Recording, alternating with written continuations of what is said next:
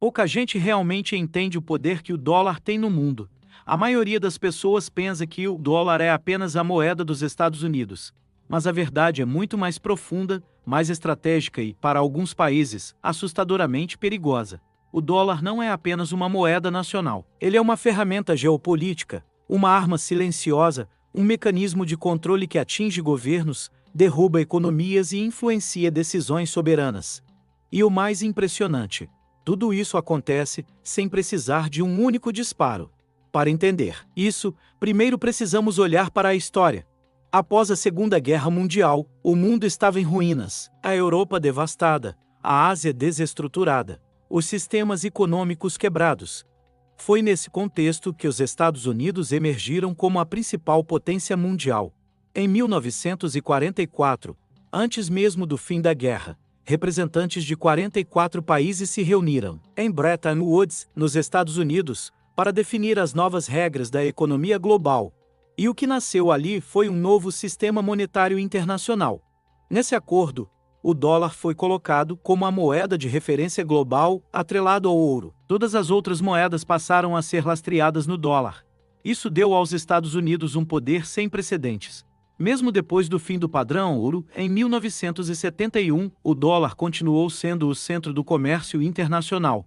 Petróleo, gás, ouro, alimentos, tudo era precificado em dólar. Para comprar qualquer coisa no mercado global, um país precisava antes converter sua moeda em dólar.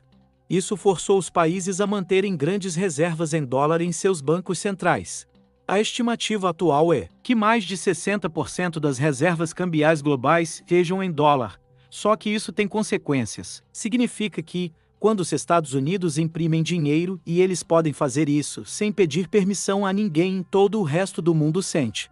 Se os Estados Unidos aumentam os juros, o capital internacional corre para lá, fugindo dos países emergentes, desvalorizando moedas locais, criando inflação, elevando dívidas externas. Se os Estados Unidos decidem sancionar um país, como fizeram com o Irã, Venezuela ou Rússia, eles conseguem congelar contas, impedir transações, bloquear bancos inteiros, tudo, porque o sistema financeiro global gira em torno do dólar e passa por instituições que os Estados Unidos controlam ou influenciam, como o SWIFT, o FMI, o Banco Mundial e grandes bancos privados. Em outras palavras, quem domina o dólar, domina o sistema. E por muito tempo, os Estados Unidos usaram isso com inteligência. Financiaram guerras, intervieram em países, pressionaram líderes, tudo com base em decisões que afetavam o uso do dólar. E os países? Muitos se submeteram.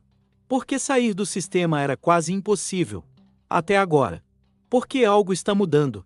Nos últimos anos, diversas nações começaram a buscar alternativas. A China, por exemplo, já fechou acordos bilaterais com dezenas de países para usar o yuan em vez do dólar nas trocas comerciais. O yuan digital está sendo testado em larga escala. A Rússia e a Índia também já negociam diretamente em moedas locais. Países do Golfo estão discutindo vender petróleo em outras moedas. E o BRICS, grupo formado por Brasil, Rússia, Índia, China e África do Sul, anunciou a criação de uma moeda alternativa para transações entre seus membros, tentando reduzir a dependência do dólar. A descentralização está começando, lenta, mas está. Porque os países perceberam que depender do dólar é aceitar um controle indireto. É estar vulnerável a sanções, oscilações e decisões tomadas em Washington. E em um mundo cada vez mais multipolar, essa concentração de poder incomoda. Claro, o dólar ainda é forte, ainda é dominante, mas pela primeira vez em quase 80 anos, ele está sendo questionado de forma real, e não apenas por países inimigos dos Estados Unidos, mas por aliados também. A Alemanha já manifestou desconforto com sanções unilaterais. A França pediu um sistema mais equilibrado. O próprio FMI começou a discutir novos modelos. E isso tem implicações gigantescas. Se o dólar perder sua hegemonia, os Estados Unidos também perdem sua capacidade de financiar déficits enormes em consequências. Perdem sua vantagem em empréstimos internacionais, perdem influência. E o mundo ganha mais equilíbrio, mais competição, mais liberdade de escolha. Mas esse processo não será rápido. Levará anos, talvez décadas. Porque o sistema atual foi construído com muita profundidade. O dólar ainda é visto como um porto seguro. Em tempos de crise, todo mundo corre para ele. Só que isso está mudando. Países como Brasil, Argentina, Arábia Saudita, Turquia e até Japão já começam a diversificar suas reservas. Compram ouro, compram títulos em outras moedas, fazem swaps, criam bancos próprios, como o novo Banco de Desenvolvimento dos BRICS. Tudo para se proteger, para ter alternativas e para finalmente sair das amarras de um sistema que por muito tempo favoreceu apenas um lado. A tecnologia também está ajudando, com o avanço das criptomoedas, das moedas digitais de bancos centrais e dos sistemas alternativos de pagamento, como o CIPS da China. O mundo caminha para uma nova era financeira. Uma era em que o dólar talvez ainda seja importante, mas não mais soberano. E isso, para muitos, é libertador.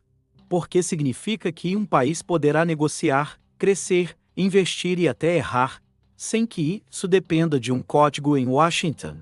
Significa soberania de verdade.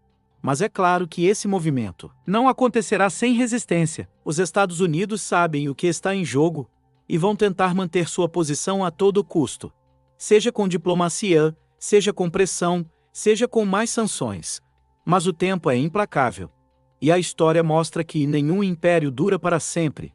O que estamos vivendo hoje pode ser o começo do fim de uma era, e o início de um novo equilíbrio mundial, onde o dólar ainda existirá, mas deixará de ser a corrente invisível que prende governos inteiros a decisões alheias. Onde cada nação poderá escolher seu caminho, seu parceiro, sua moeda, e onde o poder estará mais distribuído, mais justo, mais real.